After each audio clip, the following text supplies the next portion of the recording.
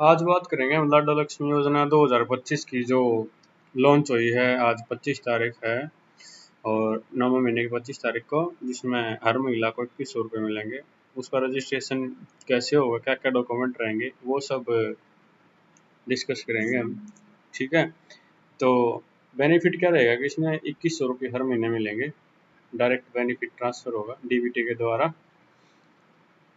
और eligibility criteria है कि 23 साल से ऊपर उम्र होनी चाहिए और इनकम 1 लाख से कम होनी चाहिए।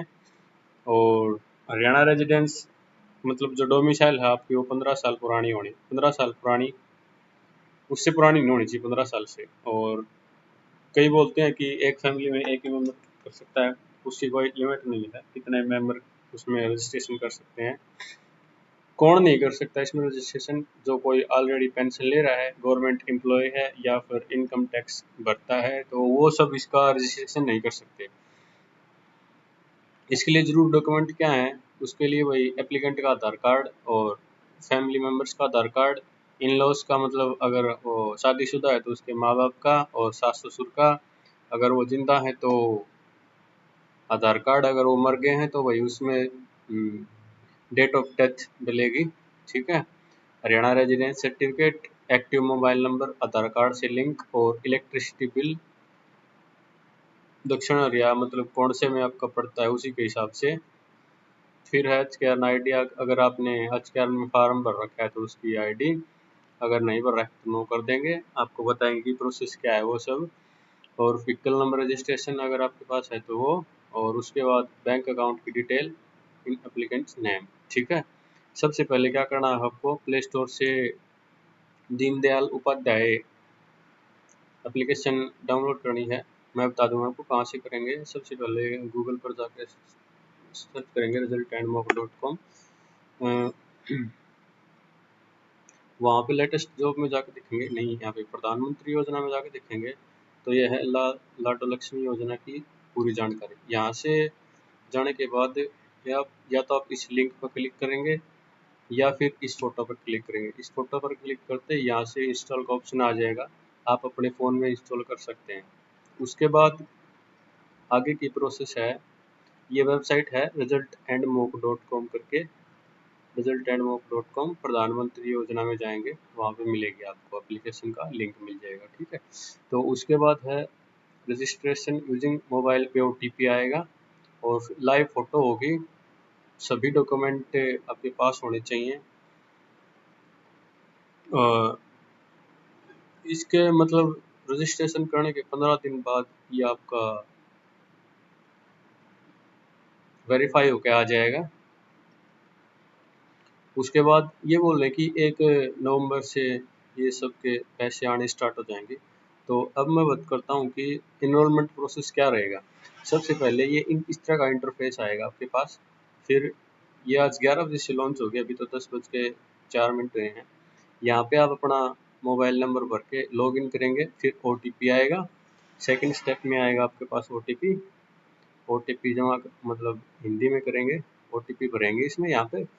फिर कुछ इस तरह का इंटरफेस आएगा। इस तरह का इंटरफेस में आप योजना के लिए आवेदन करें में जाएंगे।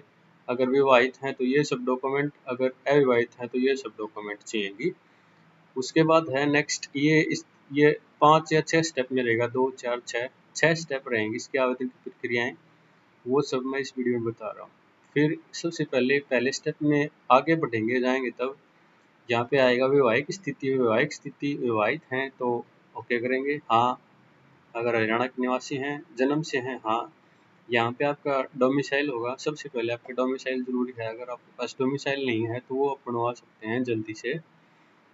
लगभग 1 महीने तक आपके रजिस्ट्रेशन होंगे। ये सब करने के बाद जैसे ही आप सत्यापित करेंगे, फिर आपका आधार कार्ड नंबर, थर्ड स्टेप। और फिर आधार करने के बाद स्थापित करेंगे। उसके बाद ये आपका डोमिसाइल का नंबर आपका यहाँ पर मिलेगा, ये दिखाया गया है इसको ऊपर ई दिशा नंबर करके मिलेगा, वो होता है डोमिसाइल का नंबर। वो आपको यहाँ पे फिल करना है। ठीक है, ये है जितना जानकारी अनिवार्य है, निवासी प्रमाण पत्र। ठीक है, हरियाणा वासियों के लिए है। ठीक है, उसके बाद आप जैसे ही आधार कार्ड फिल करेंगे तो आपके पास आएगा एक ओटीपी को इसके अंदर भरना है। उसके बाद जो भी जिसका भी एप्लीकेंट है उसकी डिटेल आएंगी ये सब। अगर डिटेल सब ठीक हैं, पूरी डिटेल ठीक करने के बाद तो आगे बढ़ेंगे आप। कृपया नाम का सही विवरण चुनें, नाम करके जमा कर देंगे। ठीक है, ये वो है, क्या आपके पीपीपी में दिया गया वर्तमान पता है? हाँ, तो हाँ करेंगे। अगर नहीं है तो ना करने के बाद आप भर सकते हैं। वर्तमान नहीं है तो आप इस तरह से भर सकते हैं, अगर हाँ है तो यह इस तरह का ऑप्शन नहीं आएगा। फिर है, आगे बढ़ेंगे, अगला स्टेप आ जाएगा, उसमें आएगा वैवाहिक जानकारी। पति का आधार कार्ड होना चाहिए और उसका नाम होगा, आधार कार्ड में जो नाम है वहीं यहाँ पे फिल करें, वरना आपको ये दिखाएगा कि रिकॉर्ड नॉट फाउंड। उसके बाद सब चीज़ भरने के बाद पति की जन्म तिथि और वैवाहिक आपका मतलब शादी कब हुई थी उसको डेट और पति का जन्म स्थान, ये सब भरने के बाद नौकरी पेशा है या फिर वो सब भरेंगे यहाँ पे, फिर जमा कर देंगे। नेक्स्ट स्टेप है, पहला चरण पूरा हुआ। फिर दूसरा चरण में क्या है कि दूसरा चरण में आप है कहाँ पे रहते हैं, किराए के मकान में रहते हैं, ये सब सिलेक्ट करने के बाद ये आपसे पूछेगा जन्म के समय, मतलब आपका जब जन्म हुआ था वहाँ पे आपका पता कौन सा था, वो सब यहाँ पे फिल करेंगे। विवाह से पहले का आवश्यक पता यहाँ से फिल करने के बाद फिर जमा करेंगे और फिर आगे बढ़ेंगे। उसके बाद आपसे ये पूछेगा कि आपका बिजली का कनेक्शन नंबर कौन सा है, वो यहाँ पे फिल करके ये करके और फिर आपका वार्षिक बिल अगर सही है तो जमा करके आप आगे जमा करेंगे। उसके बाद आएगा थर्ड स्टेप में आपके माता पिता ये पूछेगा, अगर जीवित हैं तो उसका आधार कार्ड, अगर यहाँ पे ऑप्शन आएगा मृत हैं तो वहाँ पे आपका मृत्यु की तिथि, फिर आपकी माँ जो एप्लीकेंट है उसकी माँ, फिर जीवित है तो उसकी वो। ये सास ससुर की है, मृत है या जीवित है, ये सेम प्रोसेस रहेगा दोनों का। अगर जीवित है तो आधार कार्ड, अगर मृत है तो उसका राशन कार्ड, नहीं वो डेट ऑफ डेथ कब मरी थी उसकी दिनांक, फिर जमा कर देंगे, आगे बढ़ेंगे। उसके बाद है थर्ड स्टेप, चौथा चरण, आय का विवरण। ससुराल पक्ष की आय का विवरण, पति की कितनी वार्षिक आय है जो आपकी फैमिली आईडी में है वो यहाँ पे फिल करेंगे। ससुराल पक्ष के सदस्यों की आय 1 लाख से कम है 75,000, वो जमा करने के बाद यहाँ पे जमा करेंगे। और उसके बाद है नेक्स्ट स्टेप, ये है कि भाई जिस भी व्यक्ति के पास अगर वाहन है तो समय के पास है या पति के पास है तो सिलेक्ट करें, अगर नहीं है तो बिना सिलेक्ट करे यहाँ से जमा कर दें। अगर आपके पास है तो जैसे ही आप समय करके जमा करेंगे कोशिश करेंगे तो ये आपसे उसका नंबर पूछेगा, इस तरह से समय का ये भरने के बाद जमा करेंगे। अगर आपके पास नहीं है तो कोई भी ऑप्शन विदाउट सिलेक्ट करें जमा कर दें। फिर है नेक्स्ट स्टेप पाँचवा, बैंक खाते का। बैंक खाते का विवरण, यहाँ पे बैंक अकाउंट का नाम जिसका फॉर्म भरा जा रहा है, खाता संख्या, IFSC code, HDFC, pan card, ये सब भरने के बाद जमा करेंगे। फिर आएगा नेक्स्ट स्टेप। नेक्स्ट स्टेप में वर्तमान पता दिखा देगा, यहाँ पे आपके साथ कौन रह रहा है वो। आपके साथ अगर आपके पिता हैं, पति हैं, तो यहाँ पे सिलेक्ट करके वो करके आगे बढ़ेंगे।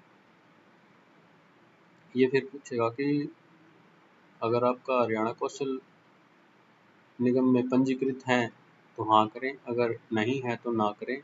अगर आप हाँ करते हैं तो उसका नंबर पूछेगा और वो सब पूछने के बाद जमा करें। आप ना कर सकते हैं अगर आपका पति या कोई भी हरियाणा रोजगार कौशल निगम में नहीं है तो। इसके बाद जमा करते ही इससे पहले आपको फ़ोटो का ऑप्शन आएगा, आपकी फ़ोटो होगी लाइव। फ़ोटो खींचने के बाद स्वीकार करें, फिर जमा करें, फिर ये जमा करें। फिर इस तरह का आपको एक ये आएगा आवेदन संख्या ठीक है करके, आपका इस तरह से आवेदन की स्थिति ट्रैक कर सकते हैं। यहाँ पर आवेदन की स्थिति जांच करें, यहाँ पे आप ट्रैक कर सकते हैं, मतलब स्टेटस चेक कर सकते हैं हुई क्या नहीं। Thank you.